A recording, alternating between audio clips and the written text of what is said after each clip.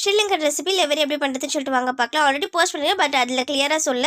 2 cup வந்து இடியாப்பம் மாவு சேர்த்துட்டு அது கூட வந்து 1/2 டேபிள் ஸ்பூன் உப்பு சேர்த்துட்டு நல்லா மிக்ஸ் பண்ணிட்டு 2 கப்பு தண்ணி சுடு தண்ணி சேர்த்துட்டு நல்லா மிக்ஸ் பண்ணிட்டு மூடி போட்டுடலாம். அப்போ தான் நம்மளுக்கு வந்து அது சாஃப்டாக டெக்ஸ்சராக வரும். 1/2 கப்பு தேங்காய் வந்து நல்லா பொடிசாக கட் பண்ணிட்டு மிக்ஸி ஜாரில் சேர்த்துட்டு அது கூட வந்து 3 ஏலக்காய் சேர்த்து நல்லா வந்து கொரப்பாக அரைச்சி வச்சுக்கிறேன். உங்களுக்கு தேவைப்பட்டுச்சுன்னு நல்லா துருவி வச்சுக்கோங்க. எனக்கு டைம் இல்லை, ஸோ அதில் வந்து மிக்சியில் போட்டு அரைச்சிட்டேன்.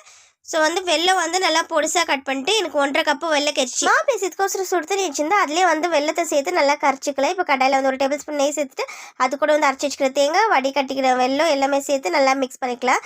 நல்ல ஒரு கெட்டி பதம் வந்த பிறகு சூடு ஆறின பிறகு எடுத்து வச்சுக்கலாம் செப்பரேட்டாக. இப்போ வந்து மாவு வந்து நல்லா பிசைஞ்சிட்ட பிறகு முறுக்கு குழாயில் வந்து இடியாப்பாச்சி வச்சு மாவு உள்ள ஸ்டஃப் பண்ணிட்டு ஒரு வாழையில் வந்து நல்லா புழிஞ்சு எடுத்துக்கலாம்.